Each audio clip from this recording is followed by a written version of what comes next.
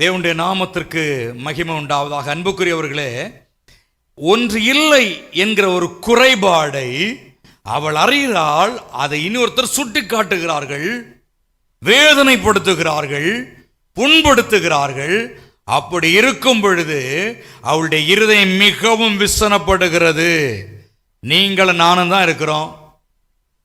நமக்கு ஒரு குறைபாடு இருக்கு. ஒன்று நம்ம கருப்பாக இருக்கிறோம்னு வச்சுங்களேன், இல்லை குள்ளமாக இருக்கிறோம்னு வச்சுங்களேன், இல்லை ஒல்லியாக இருக்கிறோன்னு வச்சுங்களேன், இல்லை அழகு இல்லாமல் இருக்கிறோன்னு வச்சுங்களேன்.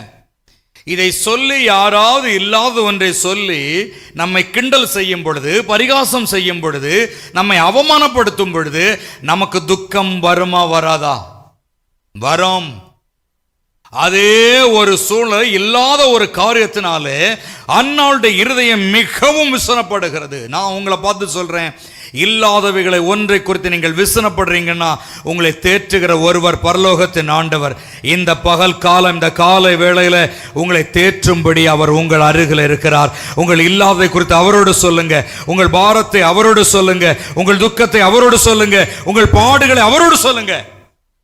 அல்லேலூயா! சத்தம் ஒரு அல்லேலூயா சொல்லுங்களேன். எல்லாரும் சொல்லுங்க. நம்முடைய இல்லாதவைகளை குறித்து ஆண்டவரிடத்திலே மட்டும்தான் பேச வேண்டும். மற்றவர்கள் உங்களை கிண்டல் பண்றதோ, உங்களை கேலி செய்கிறதோ குறித்து நீங்கள் காது கொடுக்கவே கூடாது. ஆமென். நாம் அதற்கு செவி கொடுப்போம் என்று சொன்னால் நாம் துக்கத்தில் ஆழ்ந்து விடுவோம். அன்னாள் செவி கொடுத்தாள். அவள் செய்த தவறுதான். தவறுன்னு சொல்ல முடியாது. காதுபட கேட்கும்பொழுது காதை ஃபுல்லா சிமெண்ட் வச்சு மூடிட்டா நடக்க முடியும்? நம்ம என்ன செவிட்டு பசங்களா என்ன? இல்ல. ஆனாலும் காதில் விழுந்து போச்சு. காதில் விழத்தக்கதாக தான் பேசுவாங்க. சிலவங்க பேசுற நல்லா பேசு, ஐயோ நீ இங்க இருந்தியா, கவனிக்கவே இல்லை, தெரியாம சொல்லிட்டேன். நமக்கு அடிக்கிற ஆப்பை அடிச்சுட்டு அந்த ஆப்பை பிடுங்கிறதுக்கு பார்ப்பாங்க. அடிச்சுட்டு எல்லாம் எப்படி பிடுங்க முடியும்? சொல்ல எடுக்க முடியுமா? சொல்லுவாங்க, கேரளாவில் ஒரு பழமொழி ஒன்று சொல்லுவாங்க, கைவிட்ட ஆயுதமும் வாய்விட்ட வாக்கும் திருச்செடுக்கான் ஆகில்ல. தமிழ்ல எப்படி சொல்லுவீங்க? ஆமா இல்லையா? அது விட்டதுதான். வார்த்தை விட்டா அப்படியே வாய்க்குள்ள திருப்பி எடுக்க முடியுமா? புகையாது. புகையை கூட எடுக்க முடியலையே, அது சினிமா கதையா இருக்கும். இங்க நடக்காது. இங்க அவளுடைய இருதயம் மிகவும் விசனப்படும்படியாக ஒரு சம்பவம் நடக்கிறது. அடுத்த வசனத்தை வாசிக்கும் பொழுது, 3வது வசனத்துல, அந்த மனுஷன் சீலோவிலே சேனைகளின் கர்த்தரை பணிந்து கொள்ளவும் அவருக்கு பலியிடவும் வருஷந்தோறும் தன் ஊரிலிருந்து போய் வருவான்.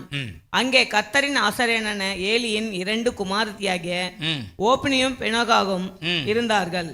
அங்கே எல்கானா பலியிடும் நாளிலே அவன் தன் மனைவியாகிய பெண்ணினாளுக்கும் அவருடைய எல்லா குமாரருக்கும் குமாரத்திகளுக்கும் பங்கு போட்டு கொடுப்பான். இருக்கட்டும், நிறைய பங்கு கொடுப்பான், இருந்துட்டு போட்டோம். அன்னாளை சிநேகித்தபடியினால் அவங்களுக்கு கொடுக்கிற பங்கெல்லாம் கொடுக்கட்டும். அடுத்து யாரை ரொம்ப சிநேகிச்சான்? அன்னாளை ரொம்ப சிநேகித்தபடியினால் அவளுக்கு இரட்டிப்பான பங்கு கொடுப்பான். அவளுக்கு இரட்டிப்பான பங்கை கொடுப்பான். ஹல்லேலூயா சொல்லுங்க. நம்ம ஒரு ஆளை சிநேகிச்சானோ அவங்களுக்கு நல்லா செய்வான் இல்லையா? என்ன வேணாலும் கேட்டா கொடுப்போம். சொல்லுவாங்க, ஹார்ட்டை கேட்டா கூட பிடிங்கி தந்துடுறேன், பிடிக்கலன்னா நகத்தை கூட தரமாட்டேன் அப்படின்ற ஒரு இது உருவாகும். ஏசப்பாவுக்கு உங்களை பிடிச்சதுன்னா உங்களை ரெட்டிப்பான பங்கை கொடுப்பார். அல்லேலூயா. ஏசப்பாவுக்கு நம்ம பிடிக்கணும், நம்ம பிடிக்கிற அளவில் நடக்கணும். நான் தரிசனமாக சொல்கிறேன், ஏசப்பாவுக்கு உங்களை ரொம்ப பிடிக்கும். அவர் உங்களுக்கு ரெட்டிப்பான பங்கை கொடுப்பாராக, ரெட்டிப்பான நன்மை தருவாராக. தீர்க்க தரிசனமான்று வெளிப்படுத்துகிறாரு. ஒரு சிலருடைய கையில் ஆண்டவர் ரெட்டிப்பான நன்மைகளை பூரணமாக்கி உங்கள் கரங்களில் கர்த்தர் கொடுக்கிறார். ஆபத்தில் விழுந்தாயோ, உபத்திரத்தில் சிக்குண்டாயோ, பொல்லாத மனிதருடைய வாயில் நின்றாயோ, கர்த்தருடைய ஆவியான் சொல்றாரு, உனக்கு ரெட்டிப்பான சுகத்தை, உனக்கு ரெட்டிப்பான ஆசீர்வாதத்தை நான் உனக்கு தருவேன். காரணம், நான் உன்னை சிநேகிக்கிறவராயிருக்கிறேன். அல்லேலூயா, அல்லேலூயா. தேவனுடைய வார்த்தைக்கு கீழ்ப்படிந்து அவர் எனக்கு இதை செய்வார் என்கிற நம்பிக்கையோட அவருடைய சமூகத்தில் நம்ம காணப்பட்டு கொண்டிருக்கிறபடினாலே, அவர் நம்மை நேசிக்கிறபடினாலே இரட்டத்தனையான பங்கை அவர் கொடுப்பார்.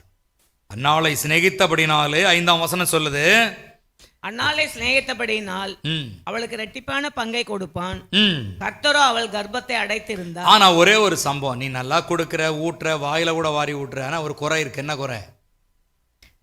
இங்க வசனம் சொல்லுது, கர்த்தர் அவள் கர்ப்பத்தை அடைத்திருந்தாள். எல்கானா தப்பு செய்யல. இந்த விஷயத்துல தப்பு செஞ்சுட்டான். ஆல்ரெடி 2 பொண்ணு கட்டுறதே பெரிய தவறு. அவன் தலையெழுத்து, அவன் செத்துதான் ஆகணும். ஆனா இந்த இடத்துல குழந்தையின் குறைபாட்டுக்கு இந்த எல்கானா காரணம் அல்ல. யார் காரணம்? கர்த்தர் தான் காரணம்.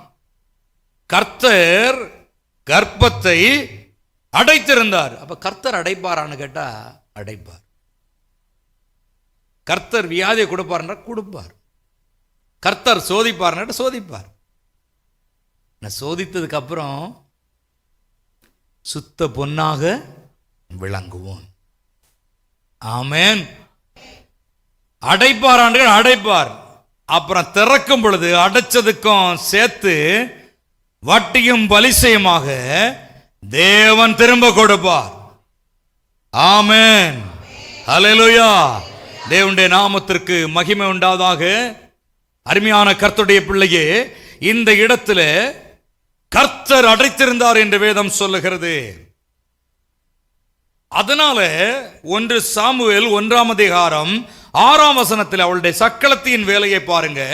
கர்த்தர் அவள் கர்ப்பத்தை அடைத்தபடியினால் அவளுடைய சக்களத்தை அவளை துன்பப்படுத்தும்படியாக, சக்களத்தி அவளை துன்பப்படுத்தும்படியாக அவளை மிகவும் விசனப்படுத்துவாள். மிகவும் விசனப்படுத்தும். ஏன்னா கட்டி ஒரே வீட்டில் வச்சிருக்கான். அவனுக்கு முட்டாள்தனம் பாருங்க, மூடனை பாருங்க. ஒரு பொண்ணை கட்டி 2 பொண்ணை கட்டி ஒரே ரூம்ல வச்சிருக்கான், ஒரே வீட்டில் வச்சிருக்கான்.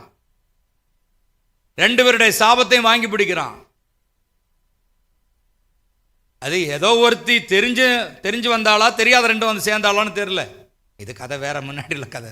நான் உலக பிரகாரமா சொல்லித்தரேன். பைபிள்ல வித்தியாசமா இருக்கு. சிலவங்க கல்யாணம் ஆச்சுன்னு தெரிஞ்சா கூட இந்த மாதிரி புருஷன் வேணும், இந்த மாதிரி பொண்டாட்டி வேணும், இந்த மாரி வேணும், அந்த மாரி வேணும், அஜித் மாதிரி வேணும். ஹாஸ்பிட்டல் ஐசியில் இருக்காரு. எல்லாம் கண்ணு வச்சு பாவம் அவரு உடம்பு முடியாம இருக்காரு.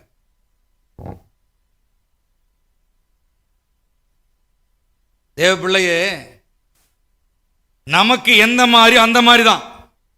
நீ ஒன்ன மாதிரி, நீ ஒன்ன மாதிரி தான். அல்லேலூயா. மைக்கேல் ஜாக்சன் மாதிரி தான் இருந்தான். அவன் தோலியை உரிச்சு, அவன் கருப்பன் தெரியுமா உங்களுக்கு?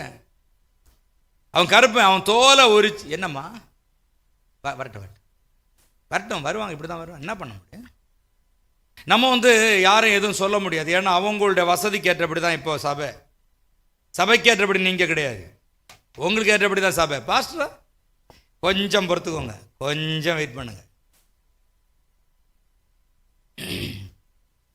மைக்கேல் ஜாக்சன் அவனை மாதிரி இருந்தானா வாழ்ந்திருப்பான்.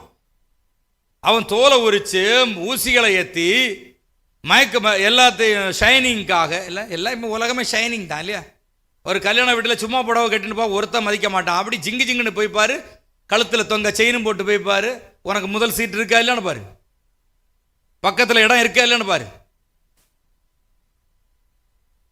அதனால அவனா இருந்தான்னா இன்னும் வாழ்ந்திருப்பான். நீங்கள் அவ இருங்க, கர்த்தர் உங்க கூட இருக்கிறார். அல்லேலூயா. நான் இப்படி இருக்கேனே, அப்படி மனசுல வேதனையே படாதீங்க. உங்களை ஆண்டவர் இப்படி படைச்சாரு, இப்படிதான் வச்சிருக்காரு, இப்படிதான். ஆண்டு சொல்லு, நான் உனக்காக யாவையும் செய்வேன். ஆனா நீ என்னை நோக்கி கூப்பிடு. நீ அறியாதும் உனக்கு எட்டாவதுமான பெரிய காரியங்களை செய்வேன். இங்க பாத்தீங்கன்னா சக்களத்தை அடிக்கடி குத்துறா. எப்படி குத்துவான்னா, ஒரு குழந்தை கையில் ஜு ஐயோ அழகா இருக்கு, முத்தே பொன்னே, எனக்கு கிடைச்ச வைரமே தங்கமே.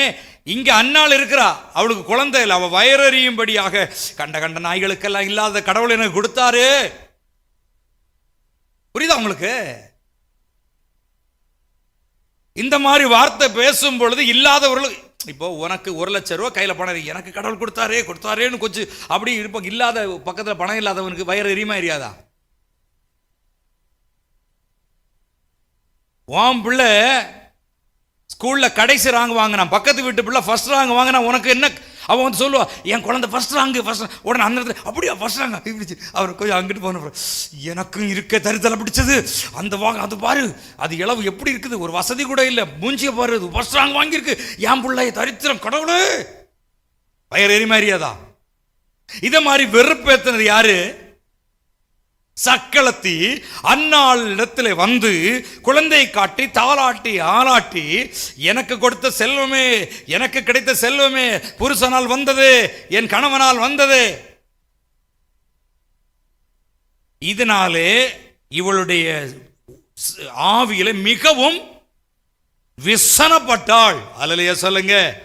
கேட்கலையே? சத்தமா சொல்லுங்க, இன்னும் சத்தமா சொல்லுங்க. அவள் விசனப்படுகையில் அவளுக்கு இதெல்லாம் பார்க்கும் பொழுது இப்படி கூட சொல்லியிருப்பா, நீ எங்கன்னு வந்து சேர்ந்தியோ, உன் நேரம் இங்க பாரு, எனக்கு குழந்தையா விழுது. இடையில ஒரு இடத்துல வந்து இந்த சிட்டி மாதிரி ஒன்று பிடிப்பாங்க, 20 பேர் 50 பேர்லாம் சிட்டி. ஒருத்தர் 3 சிட்டி போட்டிருந்தார். இந்த நாடார் பேரவையில் எனக்கு தெரிஞ்ச ஒரு ஃப்ரெண்ட்ஸு, நாங்கள் அவங்களோட கொஞ்சம் பழக்கம் இருக்கிறதால இந்த விஷயம் தெரியும். சிட்டி போட்டிருந்தாங்க. ஒருத்தர் 3 சிட்டி போட்டார். அவருக்கு தொடர்ந்து 2 மாதம் சிட்டி விழுந்துச்சு. அவர் உடனே இங்கே 50 பேர் இருக்காங்க, கேட்குறாங்க, கொள்றவங்க இருக்காங்க. அவருக்கு சீட்டு கிடையாது, சிட்டி விழுந்து, சீட்டு அவர் பேரில் விழுது. அவர் அந்த இடத்துலையே பரவாயில்ல, நான் வந்து தெய்வத்துக்கு, என் தெய்வம் எனக்கு சும்மா விடலை அப்படின்னு சொல்லி ஒரு இதெல்லாம் நம்ம நேரில் பார்க்குறோம். அப்போ மற்றவங்களுக்கு அந்த போட்டிருக்கவங்களுக்கு இது அவசரங்கள்லாம் இருக்கும் இல்லையா, தொடர்ந்து இவனுக்கு விழுதுன்னு சொல்லி வைத்தறிச்சல் இருக்குமா இருக்காதா? தொடர்ந்து குழந்தை அவளுக்கே கிடைக்குது, எனக்கு இல்லை. அதனால கூட வரவங்களும் துக்கம் வருது, கோபம் வருது. கோபம் ஒன்றும் பண்ண முடியாது, துக்கம் தான் அதோட இருக்க வேண்டியதான். இங்க வசனம் சொல்லி சங்கீதம் 31ஆம் அதிகாரத்தில் 9ஆம் வசனத்தில் பார்க்கும் பொழுது, துக்கத்தினால் என் கண்களும் என் வயிறும் கருகி போயிற்று என்று சொல்லப்பட்டிருக்கிறது. சங்கீதம் 39:2 பார்க்கும் பொழுது, என் துக்கம் ரொம்ப அதிகரித்தது என்று சொல்லப்பட்டிருக்கிறது. துக்கம் என்ன செய்யப்பட்டிருக்கிறது? அதிகரித்திருக்கிறது. சங்கீதம் 88:9 பார்க்கும் பொழுது, துக்கத்தினால் என் கண்கள் தொய்ந்து போயின. இப்படி வேதத்தில் பார்க்கும் பொழுது நீதிமொழி 15ஆம் அதிகாரம் 13ஆம் வசனத்தில், மனோ துக்கத்தினாலே ஆவி முறிந்து போகும் என்று சொல்லப்படுகிறது. நமக்கு ஒரு மன துக்கம் வரும் பொழுது நம்முடைய ஆவி என்ன செய்யப்படுகிறது? முறிந்து போகிறது. அல்லேலூயா சொல்லுங்க. அல்லேலூயா. ஆவி என்ன செய்கிறது? முறிந்து போகிறது. Praise to Jesus. ஆனா இவள் என்ன பண்ணா தெரியுமா? நம்ம என்ன பண்ணுவோம்? 2ல் 1 பார்ப்போம். வெறுப்பா ஏத்துற, அட நாயன்னு சொல்லி டப்புன்னு கையை தூக்குவோம், இல்லைன்னா ஏதாவது சபிப்போம், நீ நாசமா போவ, இன்னும் அதை அழிஞ்சு போவ, இப்படி எல்லாம் நம்ம கோபத்தில் சொல்லுவோம் இல்லையா? ஆனா அன்னாள் என்ன பண்றான்னா, வசனம் சொல்லுற வாசிங்க, 1 சாமுவேல் 1ஆம் அதிகாரம் அதனுடைய 10ஆம் வசனத்துல, அவள் போய் மனம் கசந்து மிகவும் அழுது கர்த்தரை நோக்கி விண்ணப்பம் பண்ணி. அல்லேலூயா. அவள் செய்த நல்ல காரியம் என்ன தெரியுமா? கர்த்தரை நோக்கி விண்ணப்பம் பண்ணினாள்.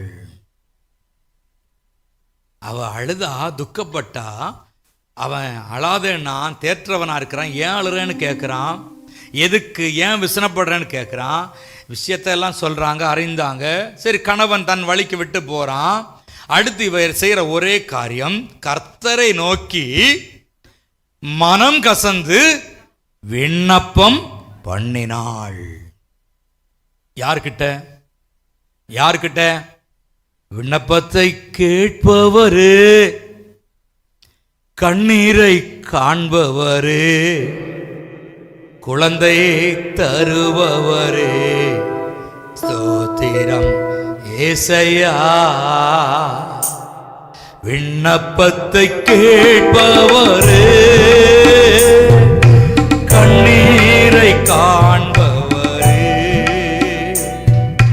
குழந்தை தருபவரே, ஸ்தோத்திரம் ஏசையா. விண்ணப்பத்தை அந்நாளை காண்பவரே, குழந்தை தருபவரே, ஸ்தோத்திரம் ஏசையா. உம்மால் கூடும் எல்லாம் கூடும், ஒரு வார்த்தை சொன்னால் போதும் ஐயா.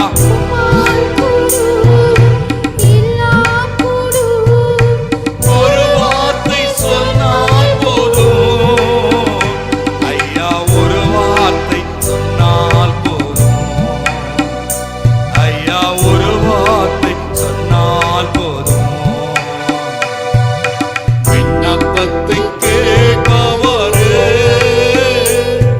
என் கண்ணீரை காண்பவரே, சுகம் தருபவரே, ஸ்தோத்திரம் ஏசையா.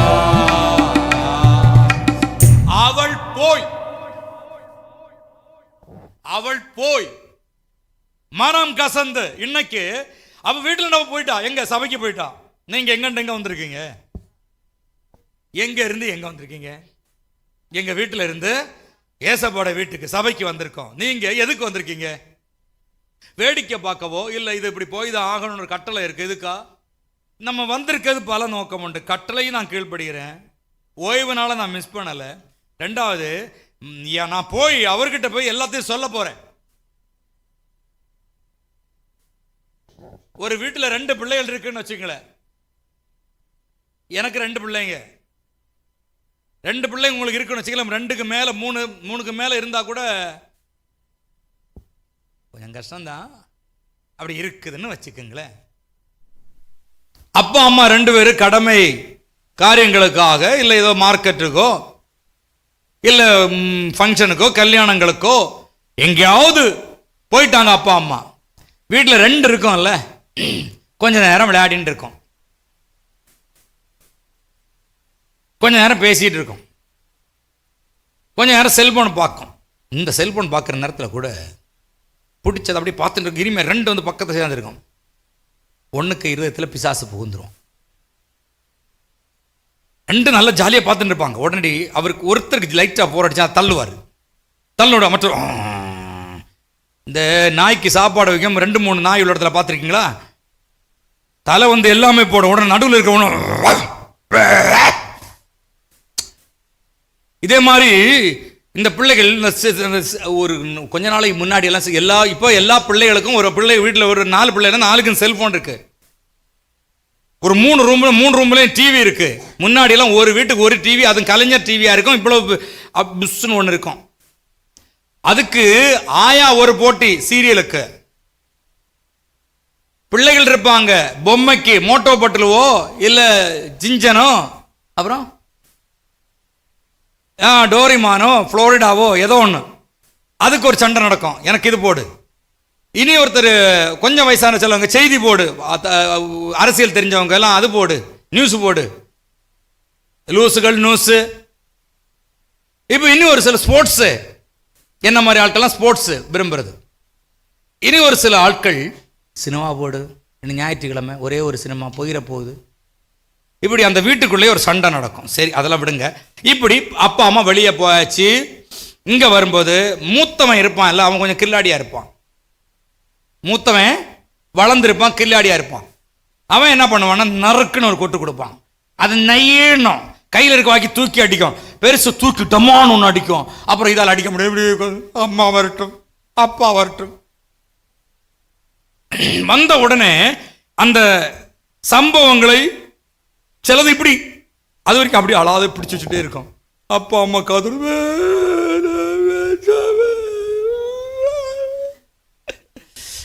அழுது விஷயத்த சொல்லாது. அழுதும் 10 வாட்டி என்னாச்சு, நம்ம பதட்டம் அடிச்சு என்னாச்சு மக்களே, என்ன என்ன என்ன என்ன சில உடனே சொல்லாது. கொஞ்சம் அவங்க நம்ம பதட்டம்னு விட்டுன்னு இருக்கோம்.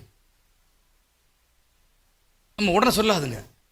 அப்புறம் நம்ம கண்டுபிடிச்சிரும். ஒன்று அங்கே இருமாப்பா உட்காந்துருக்கோம், அசையாது ஒரு வார்த்தை கூட.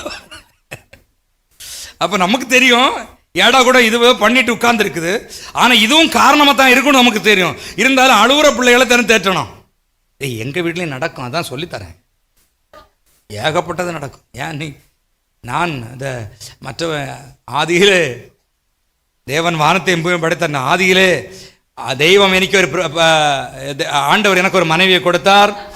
ஒரு வருடத்துக்கு அப்புறம் ஒரு பையனை கொடுத்தார். ஒரு வருடத்துக்கு அப்புறம் பொண்ணை கொடுத்தார். கடைசியில் வசந்த மனஸ்தாபப்பட்டாராம். அதே மாதிரி எனக்கு ஒரு சில நேரத்தில்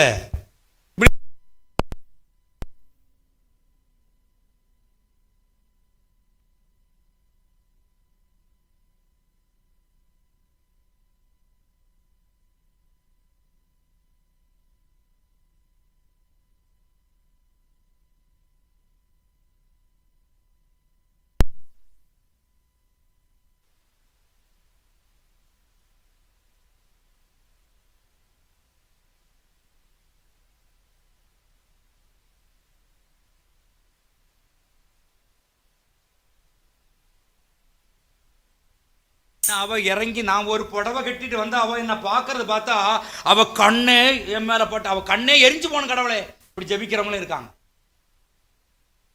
ஒரு இதில் நான் பார்த்தேன், ஒரு யூடியூப்பில் பார்த்தேன். அது நாடகமா விளையாட்டுக்கான தெரியாது. அது ஜெபிக்குது.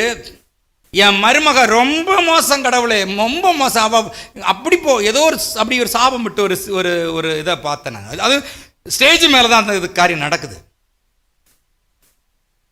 அவர் ரொம்ப பேசுகிற கடவுளை வாயை கட்டுங்க ஆண்டவரே அப்படின்னு சொல்லிட்டு. என்ன வச்சு கட்டணும், என்ன வச்சு கட்டணும்னு முதல்ல நீயே சரியில்லை. நீ அம்பலத்தில் வந்து ஓதுற, நீ என்ன செய்யணும், வந்து ஏசப்பாட்ட மனசில் இருக்க கவலைகளையும் பாரத்தையும் வீட்டு குடும்ப காரியத்தையும் குழந்தைகளையும் ஏசப்பட. அதுக்கு தான் அந்த பிள்ளைகள் அப்பா அம்மாவை சொல்கிற வெயிட் பண்ணுறவன் நீ வெயிட் பண்ணியிருக்கணும். வரட்டும் வர நீ ஒரு நாள் வியாழக்கிழமையா வெள்ளியாச்சோ ஆச்சு ஐயா வந்துச்சு ஆள போகிறேன். இந்த மாதிரி ஒரு ஆசையோட வந்து ஆண்டவரத்துல உங்கள் எல்லா வார்த்தையும் சொல்லணும். அன்னாள் மனங்கசந்து எங்க போய் சொன்னா, ஏசப்பாவுடைய ஆலயத்துல. அல்லேலூயா. அவள் போய் மனங்கசந்து அழுதாள் என்று வேதம் சொல்லுகிறது. அப்படிதான் நம்ம வாசித்தீங்க. 1ஆம் அதிகாரம் 20ஆம் வசனத்துல அதுக்கு என்ன நடந்துச்சு? சில நாள் சென்ற பின்பு, இங்க ஒரு நிமிஷம் கவனிங்க. இங்க என்ன சொல்லப்பட்டிருக்கு? சில நாள். சிலவங்களுக்கு பாருங்க, உடனே கிடைக்கணும், உடனே நடக்கணும், உடனே வீடு வரணும், உடனே கார் வரணும், உடனே எங்க வீட்டில் உங்களை ரட்சிக்கப்பட்டு சபையில் வந்திருக்கணும், எல்லாருக்கும் உடனே உடனே. அப்படி கிடைச்சாச்சுன்னா சந்தோஷம் பொங்குதே, சந்தோஷம் பொங்குதே, சந்தோஷம். ஏனில் குயிக்கா கிடைச்சா கடவுளே மறந்துடுவோம் நம்ம. ஆமென். நான் அவரு எல்லாம் நினைச்சதெல்லாம் நடந்தா ஆண்டவர் என்னத்துக்கு? நம்மளை கையிலே பிடிக்க முடியாது. அந்நாள் அழுதா வசனம் சொல்லுது. யோபுவின் புஸ்தகம் 16:16 அழுகிறதுனாலே என் முகம் அழுக்கடைந்தது. யோபு அவ்வளவு வேதனைப்படுறான். அப்படி இருக்க சில நாட்கள்னா ஆண்டவருடைய பார்வைக்கு ஒரு வருஷமா இருக்கலாம், ஒரு மாதமா இருக்கலாம், 5 வருடமா இருக்கலாம், ஆபிரகாமை போல 25 ஆண்டுகளா இருக்கலாம், ஒரு வாரமா இருக்கலாம், ஒரு நாளாய் கூட இருக்கலாம், ஒரு மணியாய் கூட இருக்கலாம். இங்கே சில நாட்கள் சென்ற பின்பு நடக்கிறது என்ன? அவள் அழுகைக்கு கண்ணீருக்கும் பதிலாக வாசிங்க. சில நாள் சென்ற பின்பு அன்னாள் கர்ப்பவதியாகி ஒரு குமாரனை பெற்று கர்த்தரிடத்தில் அவனை கேட்டேன் என்று சொல்லி அவனுக்கு சாமுவேல் என்று பெயரிட்டார். அல்லேலூயா சொல்லுங்க. அல்லேலூயா. சில நாள் சென்ற பின்பு அன்னாள் கர்ப்பவதி ஆகுறாங்க, குமாரனை பெறாங்க. அவருக்கு என்னன்னு பேர் போடுறாங்க? சாமுவேல். அல்லேலூயா. அவ பேரை பாருங்க. சாமுவேல் பேர் போடுறாங்க. இப்போ நான் ஒன்று கேட்குறேன், அன்னாள் போய் அழுததுக்கு பதில் கிடைச்சா இல்லையா? கிடைச்சா இல்லையா? அன்னாளுக்கு பதில் கொடுத்தவர் நமக்கு தருவாரா இல்லையா? எத்தனை பேர் நம்புறீங்க? ஹல்லேலூயா சொல்லுங்க. ஏசப்பா நிச்சயம் அவங்களுக்கு பதில் தருவார். வாழ்க்கையில இது கிடைக்கல, அது வரல, இது இல்லைன்னு சொல்லி யோசிக்கவே யோசிக்காதீங்க. நீங்க அன்னாள் என்ன செய்தாலோ அதை நீங்களும் செய்யுங்க. மனம் கசந்து அழுங்க, ஆண்டவர்ல சொல்லுங்க. சிலவங்களுக்கு கண்ணீரே வராது, கண்ணில் குத்துனா கூட கண்ணீர் வராது, விட்டுருங்க, வேண்டாம். மனசிலாத அளவில் நீங்க பேசுங்க ஆண்டவரோட. சிலவங்க நினைக்கிறது அப்படியே ஓஹோன்னு அழுதாதான் நமக்கு கிடைக்கும்ன்றது இல்லை. நீ மனப்பூர்வமா ஆண்டவரை கேட்டாலே கர்த்தர் உனக்கு செய்வார். பிள்ளைகளை பற்றி அப்பா அம்மாவுக்கு தெரியும். சில பிள்ளைகள் ஏதாவது பொருள் வேணும்னா கேட்டுட்டே இருப்பாங்க, தொல்லை பண்ண. சிலது என்ன செய்யும் தெரியுமா? எனக்கு வேணும், எனக்கு வேணும், எனக்கு வேணும், அழுது காட்டும், வடிக்கும் கண்ணீர், உடனே கிடைக்கும்னு சொல்லிட்டு யோசிப்பார். அப்பா போகணும், மார்க்கெட்டுக்கு போகணும், காசு கொடுக்கணும், பொருள் வாங்கணும், சாக்லேட்டு வாங்கணும், பேனா வாங்கணும், பென்சில் வாங்கணும், போய் எல்லாம் நீ உடனே எல்லாம் நடக்காது. கடவுளுக்கும் அதே மாதிரி தெரியும். நம்ம நாடகம் போட முடியாது ஏசப்பா கிட்ட, அப்படி தெரியுமா இல்லையா உங்களுக்கு? ஏசப்பாட்ட என்ன செய்ய முடியாது? நாடகம் டூப்பெல்லாம் வைக்க முடியாது. ஆண்டவர் என்னன்னா, நம்ம மனுஷன் அழுத கூட வெளியிறங்க பாப்பா, ஐயோ அழுவுது, ஐயோ அழுது, பாவம். ஏசப்பா உள்ளால பார்க்குறவர். சிலவங்க போலீஸ் ஸ்டேஷனில் பெட்டன் டப்புன்னு ஓடி போய் நின்றுட்டு, ஐயோ எங்களை கொண்டாங்க, ஐயோ அவ்வளோ மயக்க மட்டும் தண்ணி கொடுங்கன்னு சொல்லி அழுவா. ஆனால் அங்கே இருக்க போலீஸ்காரர் தெரியும், இதுக்கு பின்னாடி ஒருத்தவங்க வருவாங்க. போலீஸ்காரங்களுக்கு தெரியும். சரி சரி சரிம்மா உட்காருங்க, இப்படி சொல்லுவார். ஐயோ அழாதீங்க, உட்காருங்க உட்காரு, தண்ணி விட விசிறி கொடுங்க. உடனே அவர் பின்னாடி ஏட்டையா சொல்லுவார், இந்த பாரு இப்போ கொஞ்ச நேரத்தில் பின்னாடி ஒரு டீம் வரும் பாருங்க, அதில் இது உட்காரவங்க என்னன்னு நமக்கு தெரியாது. ஐயோ கொண்டாங்க, கழுத்தை நெரிச்சிட்டாங்க, ஐயோ தூக்கு போட்டாங்க, ஐயோ வெட்டிட்டாங்க, ஐயோ வா, ஐயோ தண்ணி கொடுங்க. இந்த பின்னாடி வர்றதான் இவன் கையில் புல வாங்கிட்டு வர்றதா இருக்கும். அதே மாதிரி போலீஸ்காரர்களுக்கு தெரிகிற மாதிரி ஏசப்பா போலீஸ் வேற, ஏசப்பா வேற. அல்லேலூயா.